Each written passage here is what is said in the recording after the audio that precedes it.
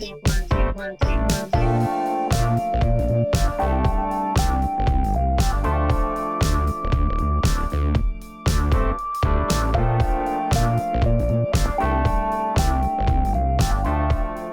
Tokyo, my dear friends. This is Daisuke, and I very much hope that this video finds you well and in very good spirits wherever you are in the world. And I'd like to continue on today with more viewer questions. And this time we have a question from our dear friend Bifur Dahobbit. So hello, my dear friend. It's always nice to see you. And you have a number of questions in your great comments. So let's see what you have to say. So first is, what is your favorite death scene in movies? Oh, that's a great question. Oh gosh, let's hold off on that question if you don't mind, just because I don't want to say anything lest I spoil something. But there are a number of very memorable scenes of that sort that are quite effective in their own way. But that's a great question. Thank you very much for that. But moving on to your next question, which is, should boutique disc makers transition their manufacturing standards from pressed discs to burnt discs on demand? That's a very good question, and I suppose speaking purely from the consumer perspective point of view, I would probably say yes. I would love to see that, at least maybe not as in terms, it doesn't have to be 100% transition, but it would always be nice to have that as an option. Although I'm not quite sure in terms of the logistics, what that means in terms of overall costs. What costs more for labels? Is it more costly to have a certain number of pressed discs, or is it more costly to have a manufacturer-on-demand policy? But in any event, I think that just in general, manufacturer-on-demand options are always very good ones if it means being able to get something that might not be, or might be a little bit maybe more on the obscure side, but still remains available and remains, even if it takes a little bit more time in terms of the pressing, etc. That's still worth it in my view. So just as a general proposition, I always enjoy that very much. And your next question is, what is your worst movie theater experience? I think I've been pretty fortunate, especially later in my life, in terms of I've not had many bad movie theater experiences, especially here in Japan. They've been, my movie-going experiences have all been very pleasant, and so that's I think I'm very fortunate that way. Maybe if I were to try to remember back many years ago, I probably could remember instances. I wouldn't call them terrible experiences necessarily, but for instance, maybe the person sitting behind me would be kicking against the seat. I'd be feeling, that sort of thing. And so maybe I would experience that kind of level of, say, minor discomfort during a film. Or maybe it was during, I wouldn't call it a worst movie experience per se, but it was maybe my seat in relation to the screen itself. I remember maybe it was a screening of I want to say it was The Dark Knight, I think, when that was released in theaters, and it was a very popular film to go to, and so tickets were for the showings, especially the opening weekend or the first week of the film's release, they were very hot, and so I wanted to get a ticket, and I did, but unfortunately the showing that I went to was for a seat, and it was a packed audience, if I recall correctly, but my seat was very close. It was maybe the first or second row, and it wasn't the center. It was all the way at the very side, and so I was sitting in one of the closest rows to the screen, and it was a big screen, and so I would have to be essentially bending my neck essentially to try to get the entirety of the screen impression upon me. So I wouldn't call that a worst movie experience per se, but it would just be another maybe instance of, say, a minor discomfort. But it didn't, I wouldn't say it overall it didn't have an overall impact in terms of giving me a negative impression of the film per se, but it was certainly something where from then on I would always try, where possible, to sit in a row that would be a little bit farther back than the screen itself. So, again, I've been very fortunate in recent years, although at the same time I haven't been going to the movie theaters as much as I used to back in the day. And let's see, what is your favorite movie written, directed, and starring the same person?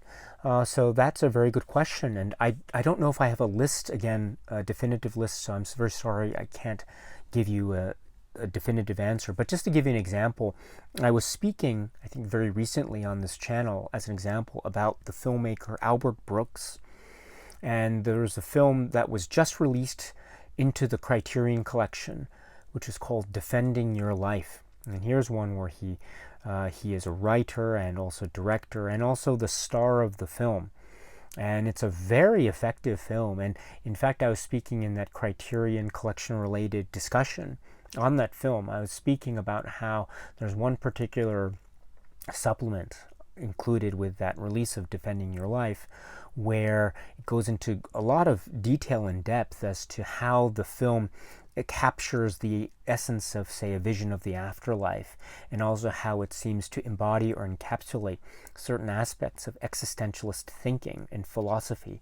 So it's an indication of how intricate and deep and well thought out that film is, as well as being a very funny comedy, as well as being a very heartwarming and quite touching emotional romantic drama.